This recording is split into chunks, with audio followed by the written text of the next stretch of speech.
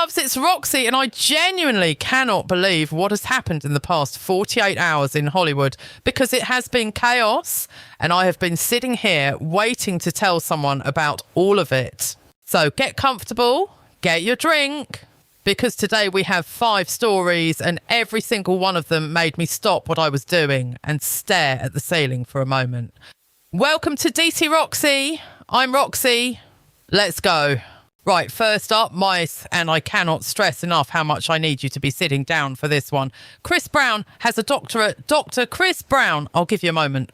On May 23rd, Harvest Christian University, a private faith-based institution in Dallas, Texas, awarded Chris Brown a Doctor of Philosophy degree in Visual and Performing Arts. And Chris Brown, dressed in full graduation robes and cap, enormous grin on his face, posted it to Instagram with the caption, and I quote, "I did a thing." He did a thing indeed. Now, look, I want to be fair. Harvest Christian University has given honorary degrees to Busta Rhymes, Cedric the Entertainer, Bernie Mac, and former Dallas Cowboy Michael Irvin. So Chris is in some decent company. But, and this is quite a significant but, Harvest Christian University claims something called a Royal Charter accreditation on its website, and no institutional accrediting agency recognised by the United States Department of Education has actually given this university accreditation.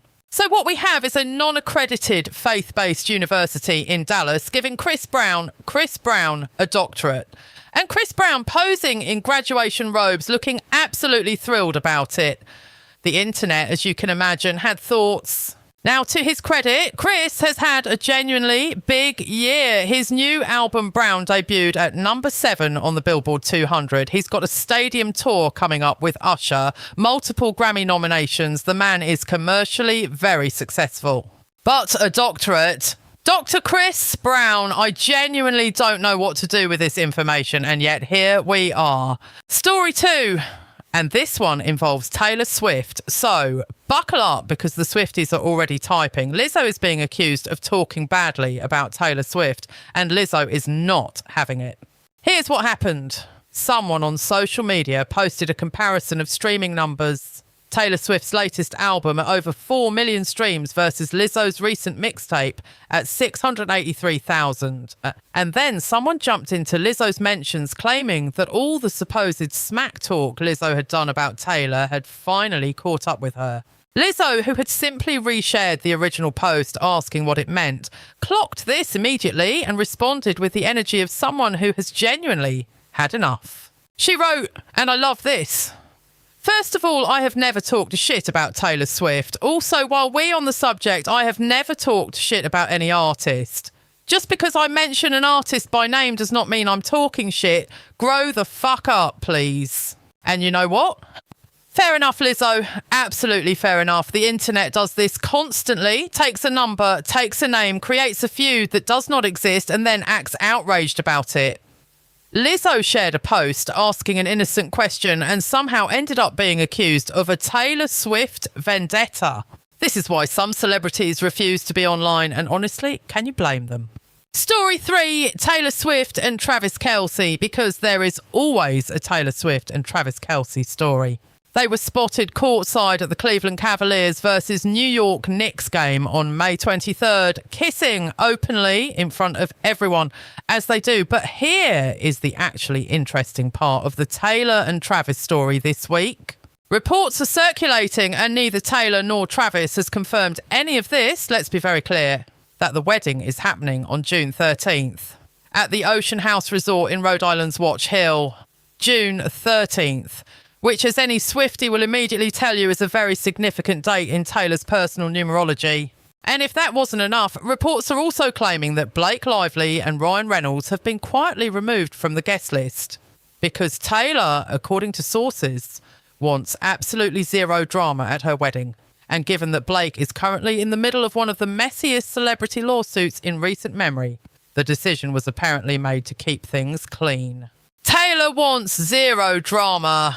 Sadly, that means Blake's out, a source told one publication. Taylor Swift cutting the drama at the door of her own wedding is genuinely the most Taylor Swift thing I have ever heard, and I respect it completely. And then because Hollywood cannot help itself. It also emerged that Taylor's ex, Matty Healy, is reportedly planning his own wedding in July, just a month after Taylor's alleged date, to model Gabrielle Bechtel in California. Nobody asked for this awkward calendar situation, and yet here we are. Now, Anne Hathaway appeared at a public event in March 2026 looking, and I say this with complete respect, extraordinarily youthful, remarkably smooth, suspiciously unlined for a woman in her early 40s. And the internet immediately decided she had a facelift. Anne has now addressed this directly, and her response was actually really thoughtful. She said, and I'm paraphrasing, "These are huge medical decisions that people are just presuming I've made," which is a very fair point. We live in a world where a woman looks well rested and the immediate conclusion is surgical intervention. Now, did she or didn't she? That is absolutely none of my business and none of yours either. Anne Hathaway is a grown woman who can do whatever she wants with her own face. But the fact that looking good at 43 is immediately treated as evidence of something suspicious is a conversation worth having. Women cannot win. Look tired and people say you've let yourself go. Look refreshed and people say you've had work done. Anne Hathaway looks incredible. Whatever the reason, moving on. And story 5, because I saved the most unhinged one for last. Donald Trump Jr. got married on May 23rd to model and socialite Bettina Anderson in the Bahamas on a private island with fewer than 50 guests. Lovely. Congratulations to them both. But here is where it gets absolutely extraordinary. Bettina apparently wanted a White House wedding. She floated the idea, imagined herself walking down the aisle in the most famous house in America. Very romantic, very grand, very presidential. Don Jr. said no, citing the ongoing war with Iran as the reason why it probably wasn't the right moment for a lavish White House celebration. Fair enough. Reasonable call. And President Donald Trump, the father of the groom, agreed it wasn't appropriate, also reasonable, and then President Trump went one step further and simply, didn't go.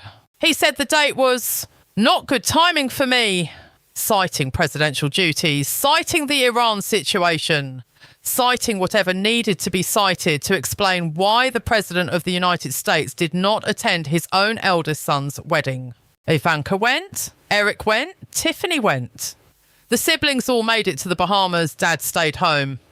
And what was Dad doing while his son was getting married on a private island in the Bahamas? He was at the White House where there was a shooting on the same day. So on May 23rd, 2026, Donald Trump Jr. got married in the Bahamas without his father present. Bettina Anderson did not get her White House wedding, and the actual White House had a shooting outside it. You could not write this. You genuinely could not make this up. Congratulations, Don Jr. What a day. What an absolutely extraordinary day. Before you go, that is your celebrity roundup for today.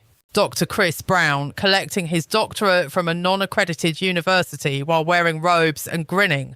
Lizzo telling the internet to grow up over a Taylor Swift feud that never happened. Taylor Swift possibly getting married on June 13th while quietly uninviting the lively Reynolds duo. Anne Hathaway looking incredible and having to explain herself for it. And Donald Trump Jr. getting married in the middle of the most chaotic news day of the month. Hollywood never stops. And neither does Roxie. Find DCRoxie wherever you listen to podcasts. Follow, subscribe, and come back tomorrow. Because I promise you, there will always be more. Thanks for listening. Peace out.